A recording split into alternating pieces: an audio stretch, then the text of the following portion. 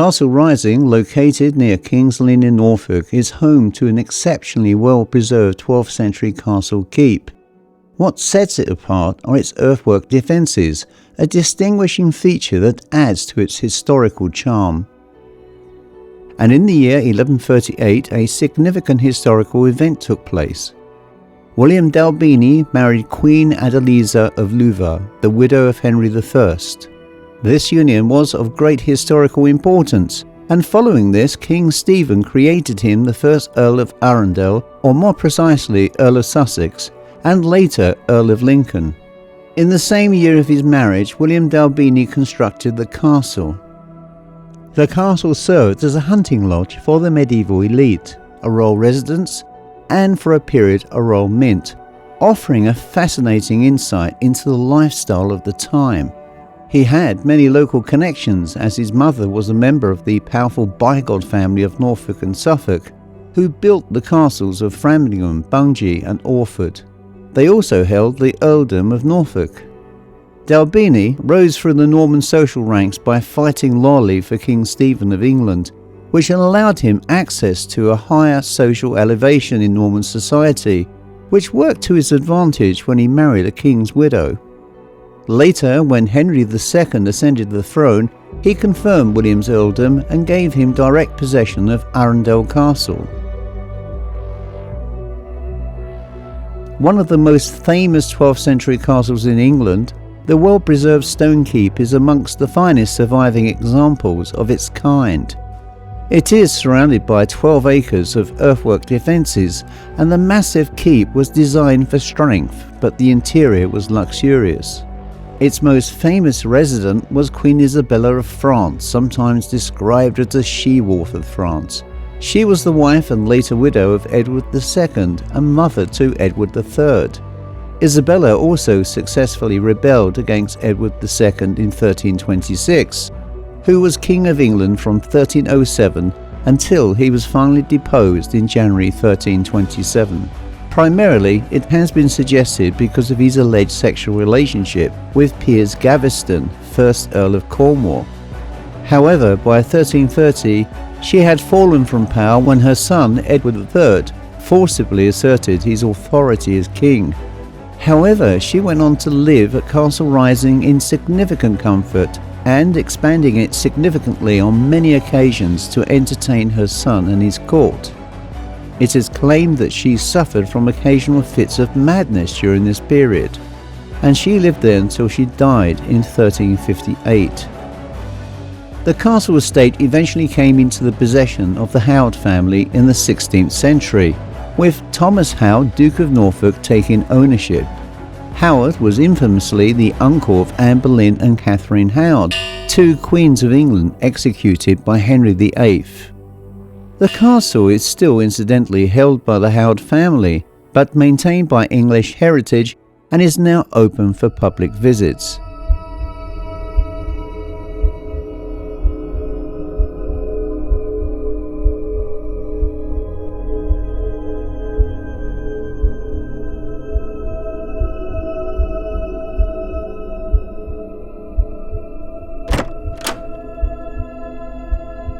Queen Isabella, not unsurprisingly, is claimed to haunt the keep.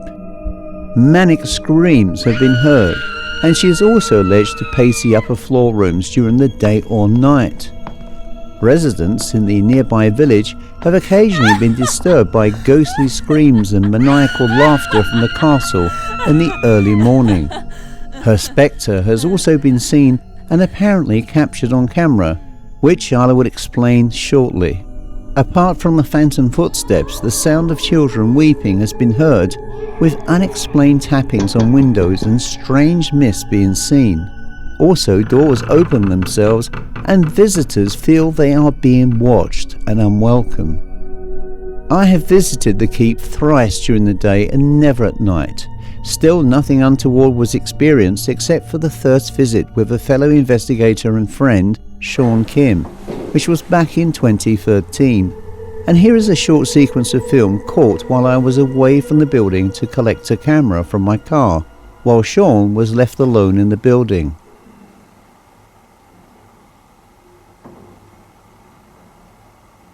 I can hear you.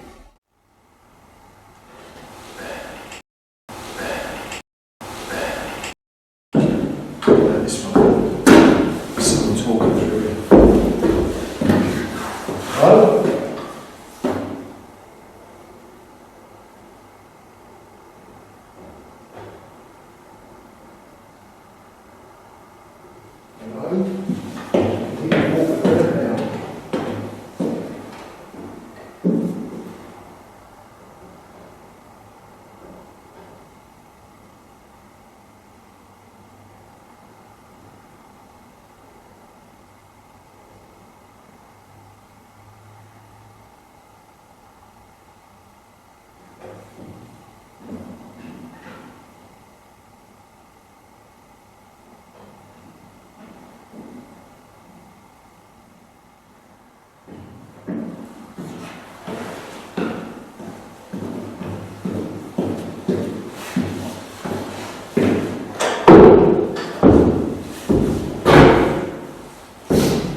Definitely old man's voice through there, and when I got out there, it's going across this wooden floorboards like this, and someone was walking across it as I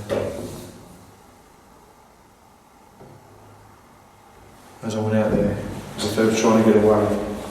Apart from that.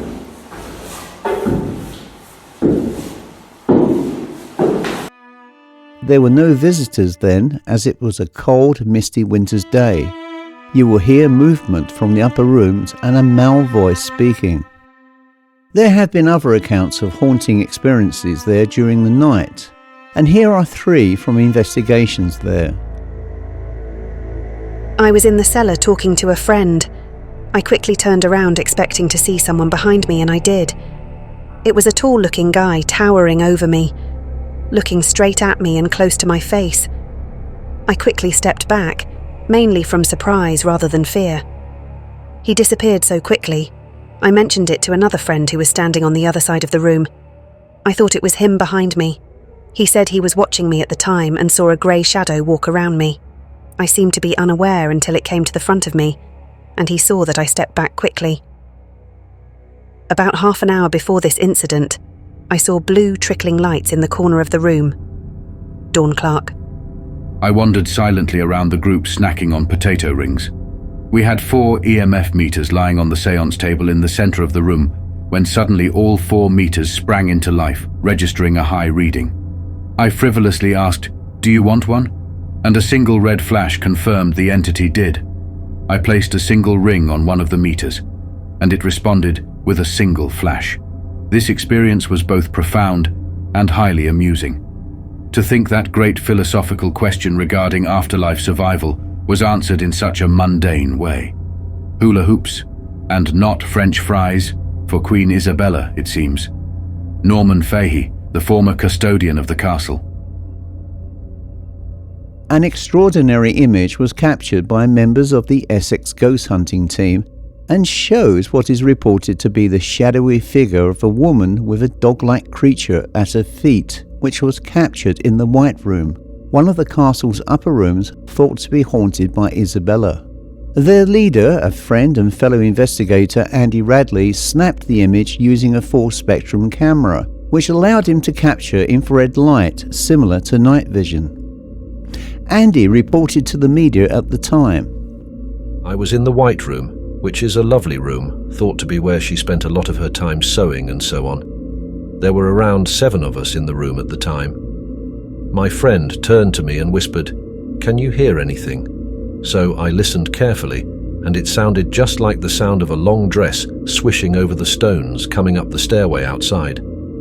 I decided to take a picture to see what I might capture, and then realized that there was what appeared to be a figure stood in the middle of the room. When I looked at it on the small lens, I didn't initially think much of it. It was definitely interesting, and I showed everyone, but it wasn't until later, when we looked at the picture on a computer, that I realized just what I had caught on camera.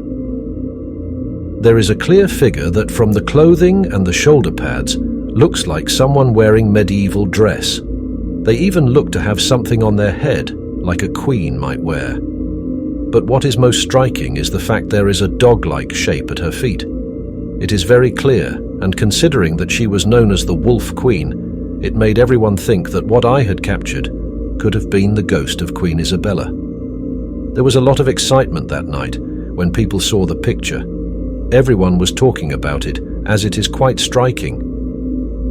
It certainly is an exciting capture, and of course this was in one of the 2 rooms where Sean heard somebody walking around inside. On a couple of visits I spoke to other local visitors who all reported the sound of movement in the rooms and the feeling of being followed around by unseen eyes. In fact, here is one final observation left by a visitor on TripAdvisor in 2015. I went there with my mother. It is a lovely castle and all, but I felt a presence and the feeling of being watched. Later found out it is haunted by the ghost of Queen Isabella. Castle Rising is undoubtedly a haunted historic building that remains very spiritually active, whether it's a day or night, and the energy you feel inside during the day is palpable. The best time to visit is definitely during the winter months, as there are few visitors to cause noise pollution. Another alternative is to look out for any organised paranormal investigations. You never know, you just might get lucky like Andy and capture an image, however fleeting, of Queen Isabella or one of her many other ghosts that haunt this wonderfully historic site. Thanks for watching. I hope you enjoyed this show, and we'll speak again soon. If you enjoyed this show, please hit the like button, subscribe if you haven't already done so, and of course hit the bell icon for any fresh updates.